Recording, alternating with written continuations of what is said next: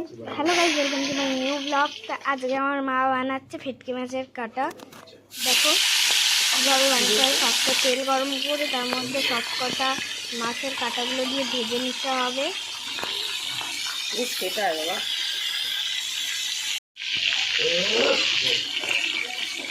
মাছের কাটা ফাটে বাবা।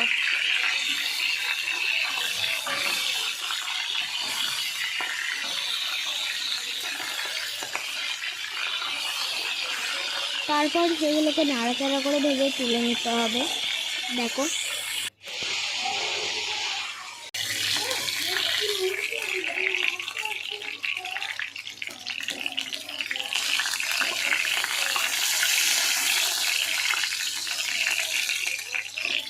তো গাইস ভেজে তুলে নেওয়ার পর আমার মা আগের দিয়ে কেটে রেখেছিল পেঁয়াজ, টমেটো, লঙ্কা, মিট মশলা, গুঁড়ো লঙ্কা, হলুদ, নুন, জিরেটা তেলে দিয়ে ফোড়ন দিয়ে দিতে হবে। তারপর ওপর দিয়ে পেঁয়াজ দিয়ে লাল করে ভেজে নিতে হবে।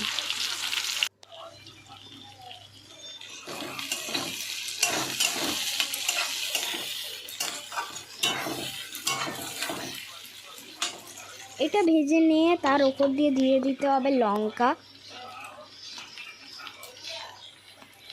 তারপরে এর মধ্যে দিয়ে দিতে হবে আদা রসুন বাটা। তারপর নাড়িয়ে চাড়িয়ে নিতে হবে কিছুক্ষণ।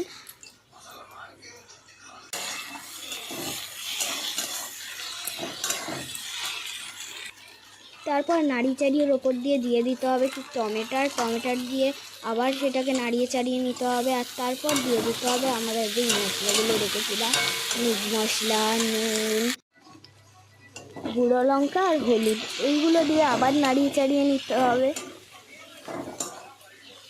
আর সেটাকে ভালোভাবে নাড়িয়ে চাড়িয়ে কষিয়ে নিতে হবে। আর এমন করে কষাতে হবে যাতে মশলাটা কাঁচা না থাকে। কষিয়ে নেওয়ার পর তার ওপর দিয়ে যেই ভেজে রাখা মাছগুলো ছিল, সেই মাছের কাঁটাগুলো ছিল, সেগুলো দিয়ে দিতে হবে। আর সেটাকেও নাড়িয়ে চাড়িয়ে নিতে হবে ভালো করে। তার ওপর দিয়ে লঙ্কা দিয়ে দিতে হবে। যে যেমন ঝাল খাও ততটা বেশি লঙ্কা দেবে। আমরা বেশি লঙ্কা দিইনি, আমরা 3-4টে দিয়েছিলাম। তারপরে সেগুলোকে ভালো করে নাড়িয়ে চাড়িয়ে নিতে হবে যেন মশলাটা মাছের সাথে মিক্স হয়ে যায়। তারপর ওর উপর দিয়ে দিতে হবে জল দিয়ে তারপর কিছুক্ষণ কষিয়ে আবার ঢেকে দিতে হবে। জল দেবে।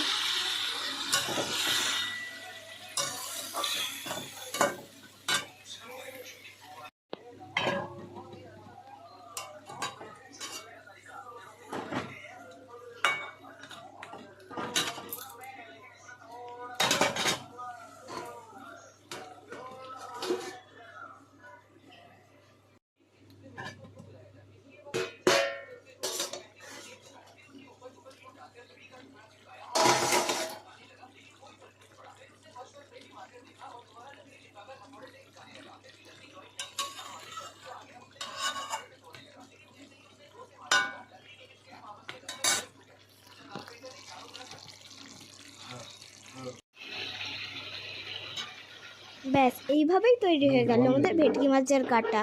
আমাদের কিন্তু খুবই ভালো লেগেছে। তোমাদের কেমন লাগলো তোমরাও ট্রাই করে বলো। আর ভিডিওটা ভালো লাগলে লাইক অ্যান্ড সাবস্ক্রাইব করে দিও। ততক্ষণের জন্য টাটা, দেখা হবে নেক্সট ব্লগে।